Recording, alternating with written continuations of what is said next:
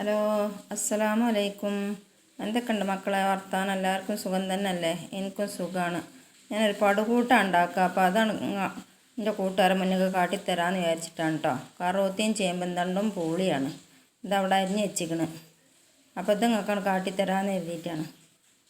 ഇതാ പൂളിയും കറുവത്തിയും കുക്കറിലിട്ട് വേവിച്ചിങ്ങാണ്ട് അത് വേറെ പാത്രത്തേക്ക് മാറ്റട്ടെ.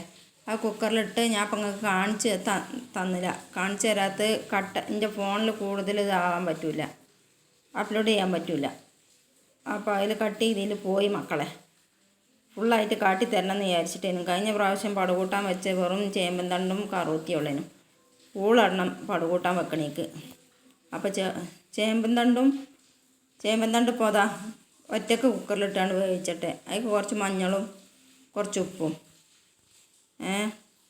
അതാണ് ഇട്ട് വേവിച്ചാണ്ട് അതും കൂടി ആ ചെമ്പട്ടിക്കാണ് ഇട്ടിട്ട് പുളിയും പാർന്നങ്ങാണ്ട് അത് കടയിറക്കണം. അപ്പോൾ കുറച്ച് വെള്ളം പാർന്നാൽ മതിയിട്ട് ആ ചേമ്പൻ തണ്ടക്ക് ഒരു അര ഗ്ലാസ് വെള്ളം അതേ വേണ്ടുള്ളൂ. അപ്പോൾ അതും ഒന്നുകൊണ്ട് വിസിലടിച്ചിങ്ങാണ്ടേ ഒരു വിസിലിന് തന്നെ പോവും. ചേമ്പൻ തണ്ടല്ലേ, എളുപ്പം പോവും. അപ്പോൾ അതുകൊണ്ട് വേവിച്ചെടുത്തുങ്ങാണ്ട് ചെമ്പട്ടിക്ക് കണ്ടിടണം.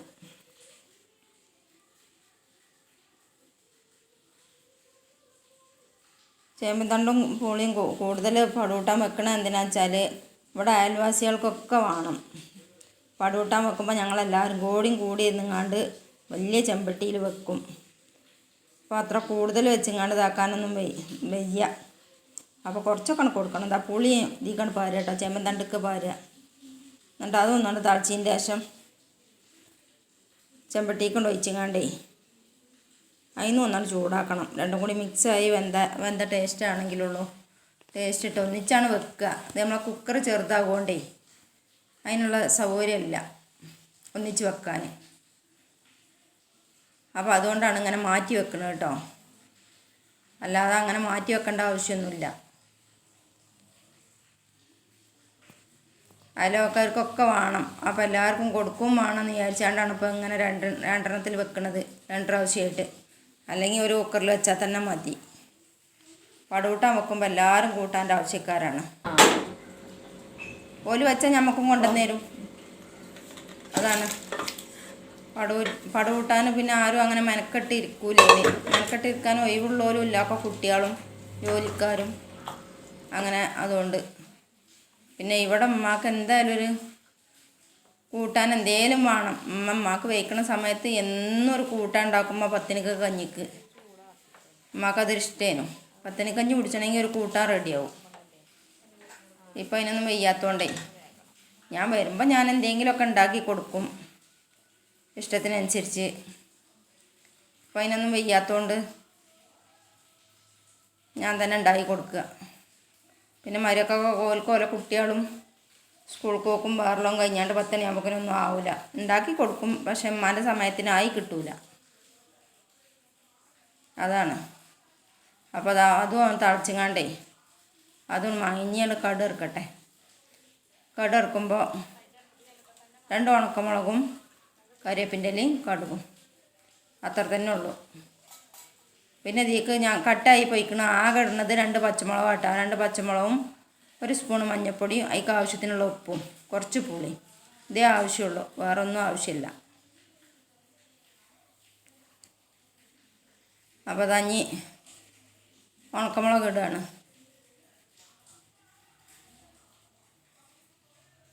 ഉണക്കമുളക് ചൂടായിങ്ങാണ്ടേ കടുക് ഇട്ടാൽ അത് വേറെ രസമാണ്. കാരണം ഉണക്കമുളകിൻ്റെ ചോയ കിട്ടണം എന്നുണ്ടെങ്കിൽ ആ എണ്ണയ്ക്ക് ഇട്ടാണ്ടൊന്ന് ചൂടാവണം. മറ്റേ നമ്മൾ കടുക് പൊട്ടിയൊക്കെ തന്നെ അതിൽ ഇട്ടാണ്ട് എടുത്താൽ ആ മുളകിൻ്റെ ഇത് കിട്ടൂല. ഇതാ നീ കടുക് ഇട്ടു, നീ കറിവേപ്പിൻ്റെ ഇല ഇടുക.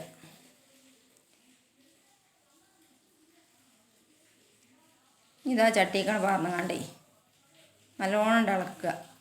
അതിനെ പടുകൂട്ടാൻ ഇത് വെക്കാൻ അറിയാത്തവരും ഉണ്ടാവും, ചേമ്പൻ തണ്ട് കിട്ടാത്തവരും ഒക്കെ ഉണ്ടാവും, പല ആൾക്കാരും ഉണ്ടാവും. അപ്പം നമ്മൾ ഉണ്ടാക്കിയത് നിങ്ങൾക്ക് കാട്ടി തന്നു എന്ന് മാത്രം മക്കളെ. ഇനി പല വിശേഷങ്ങളൊക്കെ ആയിട്ട് ഞാൻ വൈകാതെ പോവും സേലത്തേക്ക്. അവിടുന്ന് ഞാൻ വിഭവങ്ങളായിട്ട് അവിടുത്തതായിട്ട് വരണ്ട് ഇൻഷാ അല്ലാ.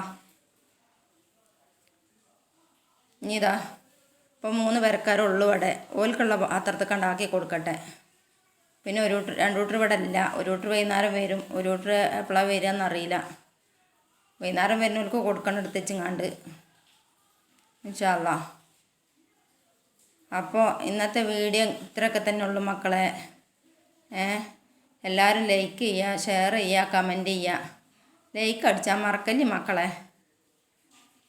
കണ്ട് പോണ കൂട്ടത്തിൽ ആ ലൈക്കൊന്നും അടിച്ച് ഞങ്ങൾക്ക് എന്തെങ്കിലും ഒരു അഭിപ്രായം ആ വീഡിയോ ഒക്കെ ഉണ്ടാവും.